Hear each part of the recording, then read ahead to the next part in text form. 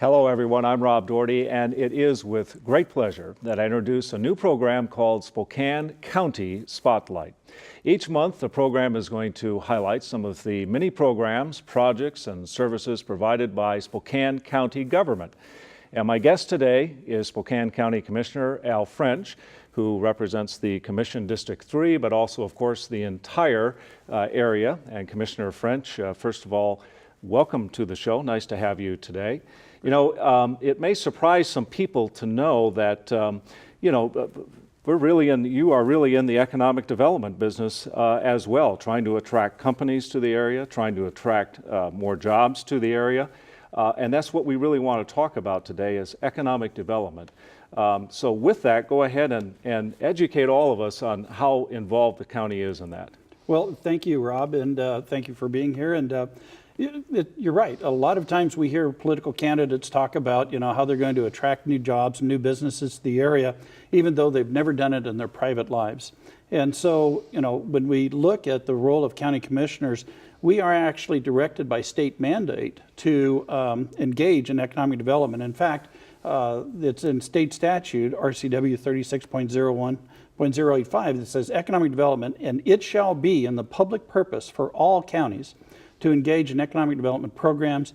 In addition, counties may contract with nonprofit corporations to furtherance of this and other acts relating to economic development. So, it's not just a political aspiration, it is part of our job. So, looking at that, it's essentially because you really view this then as an absolutely critical part of county government. I do, and the economic vitality, the ability to support a tax base and everything is driven by our ability to create jobs, and that's by making sure that we have a healthy economy here locally. I've lived here for something like 30 years, I think now, and it's hard to think about even living somewhere else. Yeah. Well, and when we look at the role of government, my philosophy about economic development is, to provide an infrastructure and a regulatory climate that encourages economic growth and expansion while at the same time protecting our quality of life and the environment. That's critical because a lot of folks that, like you indicated, have come to the area because the great environment, terrific quality of life. We've got terrific recreational opportunities, lakes, rivers, great school systems, a whole variety of different assets here in the region that have attracted us here and want to keep us here. It's, I have people that visit from all over the country here, and I hear constantly how beautiful they think this area is with the lakes and the mountains and everything that we have here. And I think it's very attractive to other people and to help attract businesses as well to this area. Commissioner French, tell us, what exactly is it that you focus on then in trying to improve economic development in this area? Well, we look at what are the elements for the county that would be attractive to the business community and stuff. And so it's not just Spokane County, it's the whole region. And so when you look at the inland Northwest, here's some just simple statistics that the Greater Spokane Incorporated has provided for us. The inland Northwest includes 23 counties and 3 states, over 1 million people in population, 39,000 square miles of land area, $18.1 billion in after-tax income, $13.6 billion in retail sales, and $24.4 billion in gross domestic product. I mean, that's a significant impact, and it's a big driver. We're the largest community between Seattle and Minneapolis, St. Paul, so we attract a large area to this. Then when you look at some of the other advantages for why you'd want to have a business here in Spokane, cost of living, 6% lower than the national average, according to the ACRA Q1 2013 report. Business cost, 18% lower than the national average, according to Moody's. Housing, $171,000 is the median home price. So for Washington, and that's from the Washington Center for Real Estate Research. Our commute time, and this is critical when you compare us to the other side of the state. Commute time, 6th best commute time in the nation. That's And a then- lot better than Seattle. That's a isn't it? lot better than Seattle. And then safety, sixth lowest national disaster rate. So when you compare Spokane with communities on the West Coast that have to deal with hurricanes and storms, when you talk about Tornado Alley in the central United States, or the East Coast that has to deal with hurricanes, when you look at, from our standpoint, here in Spokane County, we're one of the sixth safest communities in the United States. And you know, with the highlight being on all of these natural disasters we seem to be having lately, that is becoming more of a concern among people, isn't it? It is, very much so. And then when you look at, what are the specifics that attract the business community? Since 2005, the region's population employment growth has grown at double the pace of the national average. Spokane ranks 149th out of 392 for metro areas for growth. So we are poised and ready for a significant job increase and expansion here in this economy. The Inland Northwest is projected to have a higher than average growth rate in the housing market in the next 20 years. Over 70,000 students study within a 75-mile radius of Spokane. And that's critical because when you look at that new young employee that will help drive and grow a business, that educational background is significant. And we're one of the few communities on the western side of the United States that has that kind of population of students right in our backyard. Well, you don't think about that. 70,000 students in this region. I mean, that's quite a few students. And then Spokane County is the healthcare and research hub for the Inland Northwest, the largest concentration of medical services between Seattle and Salt Lake, Minneapolis, and Calgary, Canada. And then finally, the largest job holder age group is 25 to 34 years old. So that's critical because as you look at the economy and as baby boomers like myself start to look for retirement, you need that younger personnel, that younger employee with the creative new ideas and cutting edge thinking to help continue to stimulate the economy. And we have those people located here in Spokane. So when you take all of this together, how do you and the others who are involved in economic development in this area, how do you package all this together and then go out and try to sell it to a company or to a certain industry that you're trying to attract to this area? How do you do that, and what things do you point to?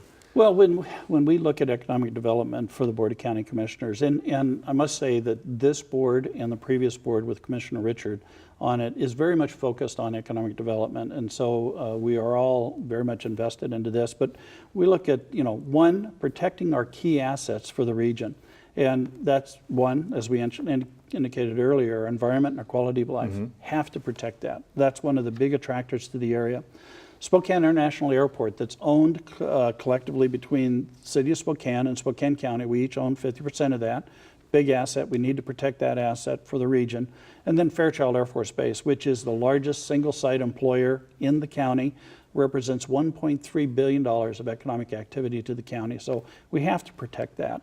So then when you look at that, then what else? What are the other attributes that we have to promote economic job growth and our economy? And one's promote county's workforce and business-friendly approach.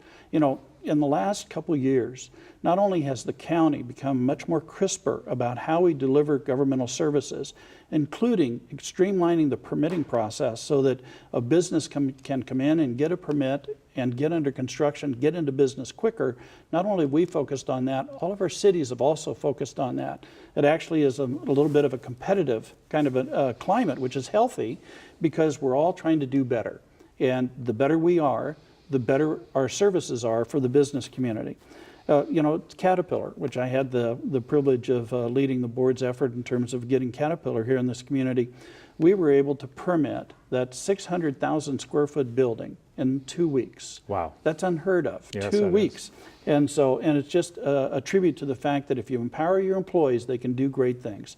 So then the other thing we did is we updated our zoning and development regulations. If you don't have the right regulations in place so that you can help enable business to happen, it won't happen, and they'll go somewhere else. So we've tried to harmonize the zoning ordinances between the city and the county so that we're seamless in terms of the boundaries. As I mentioned earlier, streamlining our permitting process, and then actively participating with our regional partners, whether it's with the cities in the county or whether it's with Greater Spokane Incorporated, the real estate community, business community. all of those are partners with us in terms of attracting new business to the area. So it sounds like, part of this really is trying to become more business friendly. Is that, would you describe it that way? Much more business friendly and much more sensitive to the needs of the business community so that we can be responsive. I mean, government is here to serve, and so we've got to understand the needs of our client. So understanding the needs of the client, especially as you're trying to attract businesses, is critical. So as you look at, what is a business looking for when they go through the site selection process? Well, the first thing they want to do is it the right location? Is it the market there? Is it the right piece of property? Does it have the infrastructure necessary to support their business? The right regulations so they can do what they need to do? And again, service. Is the business community, or is the governmental community geared to help support the business community? And so we've tried to really focus on hitting all of those elements. So then, as they go through the site selection process, what the business is looking for is, market identification.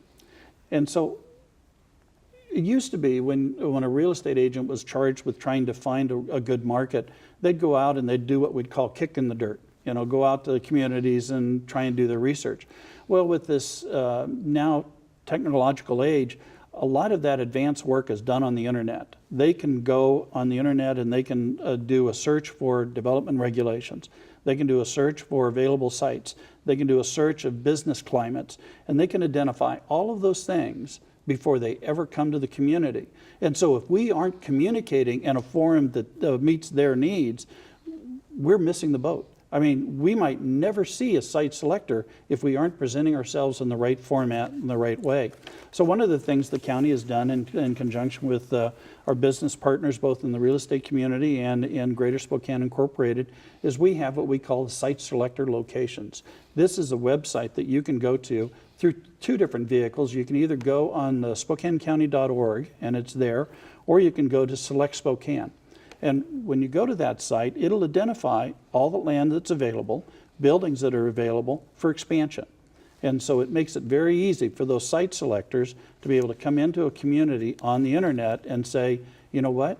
Not only do they have the regulations, we actually know where the land is at, where the buildings are at. You've just made their job a lot easier by doing that. We make their job a lot easier, and it helps ensure that we'll get that site visit. Because we think that the minute they come to Spokane and they see the quality of life that we have, the environment, the recreational opportunities, they'll fall in love with this area much like we have. Yeah, exactly. Now, you mentioned that you also are working with some partners on this as well. Can you identify who those partners are? Yeah, in a climate where everybody is constricted by lack of resources, particularly as it relates to financial resources to support an effort, you have to be able to leverage your relationships. And so we are actively engaged with the leadership for their cities and towns, state and federal agencies, whether it's the Department of Commerce for the state of Washington or federal agencies back in DC, as well as our delegations, our congressmen and our senators for this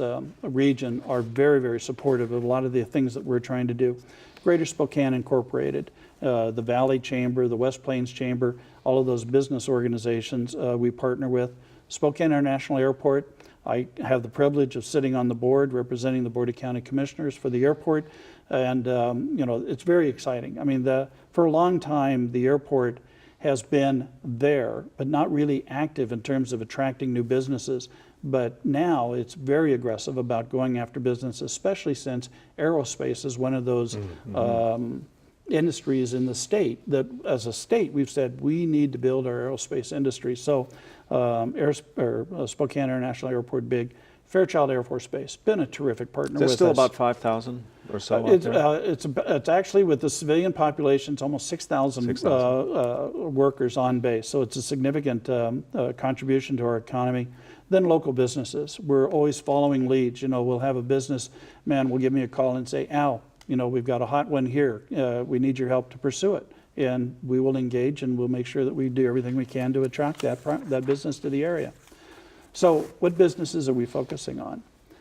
Industry focus is aerospace, state initiative, and so we are very much a part of that.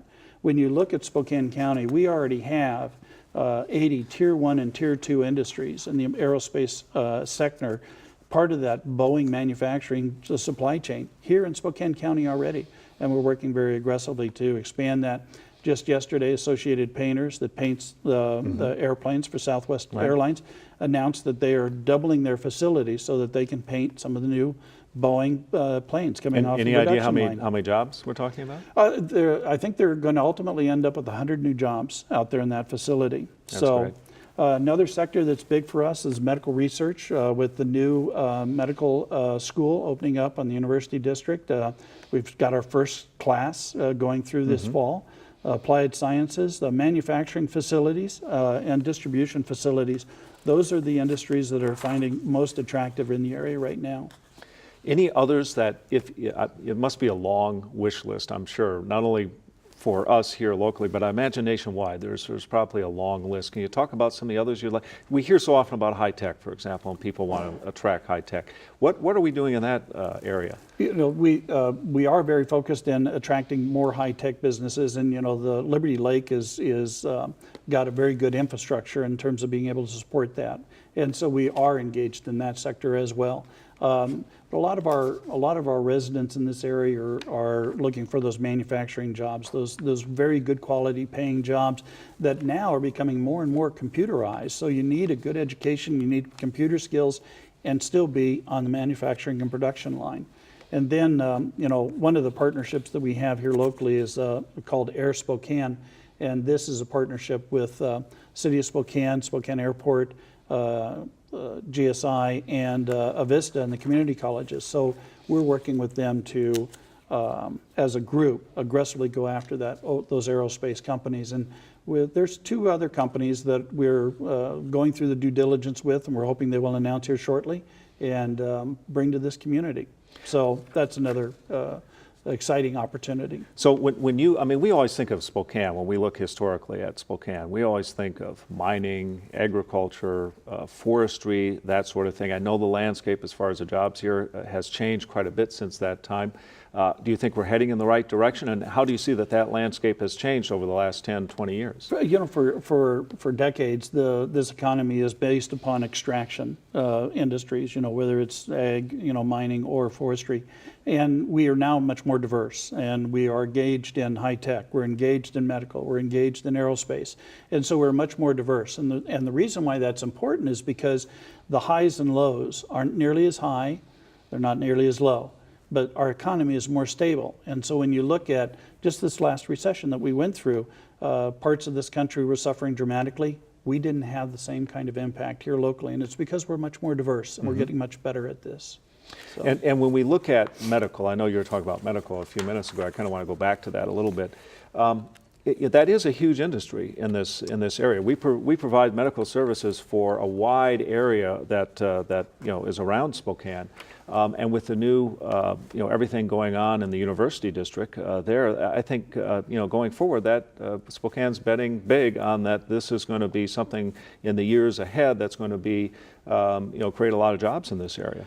It'll not only create the opportunity for our youth that want to aspire to go into the medical industry to be able to get that education here locally, which makes it more affordable for them. They can stay at home with the parents and still be able to go to college and get that medical degree with what's happening out at the University District. But the other thing that does is it brings researchers to the area.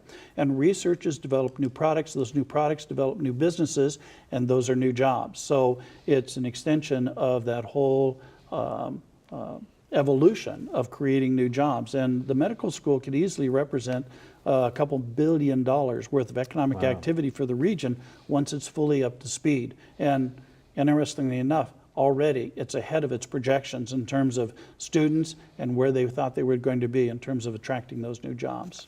And I know we have other you know groups locally here, for example, CERTI, Yes. and other groups like them, even some privately funded ones. Right. And that they have also over the years have been very instrumental in helping to create jobs in this area with startup companies and that sort of thing. That's right.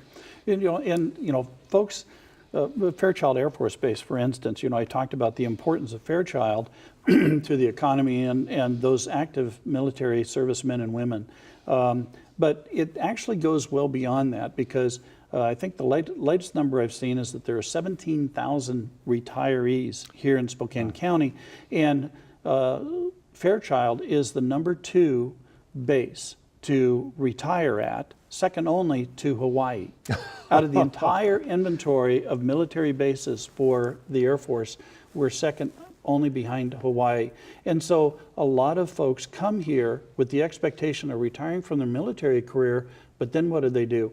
They go in and they start new businesses here in the community. They become part of the business community and stuff. And so, not only is Fairchild as a base important to us, it's also important to us as an incubation for new businesses. The other thing that's critical about Fairchild is that a lot of those men and women that are out there on the base that are learning how to service those tankers, those are Boeing aircraft. And they're coming out of the Air Force with the skills on aerospace industry that they can now take into the private sector and be part of that aerospace sector for us. And so, it's a continuum.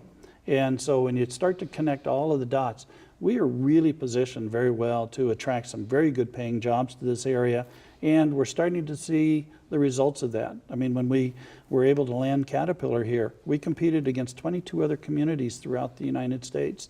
And we ended up being selected. The second place community was Hayden Lake over in Kootenai County.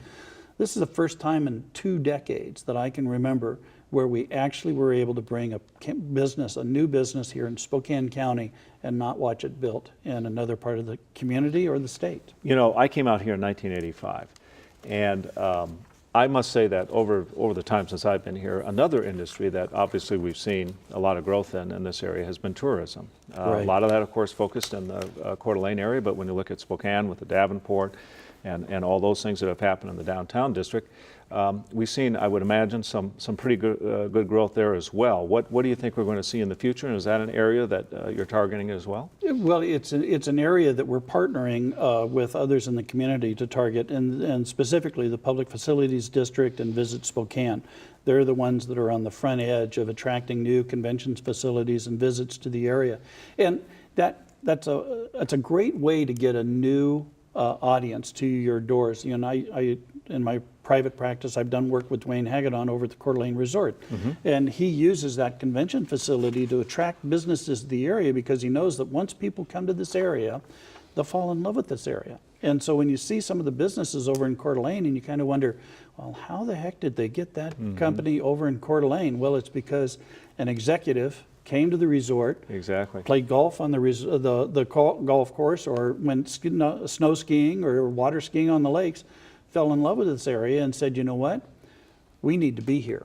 We need to be in this community. And then they bring their businesses here. And so, we can't overestimate the value of that exposure to new people to the community and what that will mean in terms of attracting new jobs to this area. So with the convention center expansion that's getting underway and all of the new business we'll be able to attract to the area, and the fact that the voters supported that initiative last year, thank you to the voters for being visionary and investing in our own success and our own future, we'll be able to make those kind of connections, and that also will attract new jobs and revenue to this community.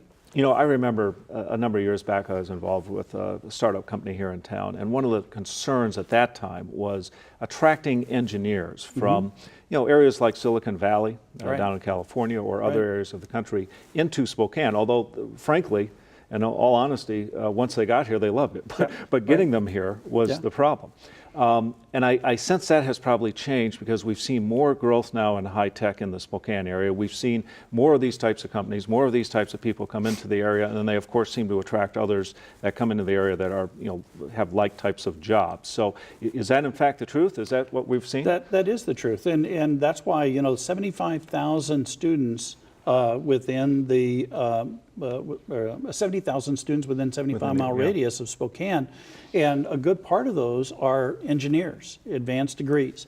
And so as they get those degrees and they choose to stay here in Spokane, and again, you go back to that demographic about the age group of folks that are making up that workforce, they are choosing to stay here locally. And so that's all good news. The other part of the educational side of this, though, is the great work the community colleges are doing in terms of making sure that their curriculum prepares people in this community, especially as we kind of transition from an economy that existed in 2000, in early parts of 2000, to an economy now, a decade later, new skills. And it used to be, for instance, that if you were, for instance, I'll just use an example, if you were on the production line out at Kaiser, you might never have to touch a computer. But when you look at all of the terrific upgrades that they've made out of Kaiser and all of the advancements that they have out there, and now their production line is driven more by computer than it is sweat equity. And that's the changing climate with regard to jobs and job creation. So even if you don't have a 4-year degree, the community colleges are preparing folks to be able to get good quality, livable wage jobs and stay in this market. And so it's all part of the continuum, and we all have to be working together, all carrying our respective parts of the load, so collectively we can make Spokane a better place to live, work, and play. And that's ultimately our goal. That sure is, and I think it already is, but that's just my opinion. But Commissioner French, we're running out of time, so I want to thank you very much for taking your time, I know, out of a very busy schedule, and helping us all understand how involved the county is in economic development and what all you folks down at the county are doing to help bring more jobs to this area. Thank you so much for all you do. Well, thank you, and I want to say thank you to you for hosting our first show, and for being able to get us through this in a professional fashion. Thank you very much. I also want to say thank you to Greater Spokane Incorporated that provided a lot of our slides, and also county staff. So Okay. thank you. Very good. And thank all of you for watching. We do appreciate it, and we hope that we have been helpful in helping you understand how the county is involved in bringing more jobs to this area. Thanks again. Have a good day.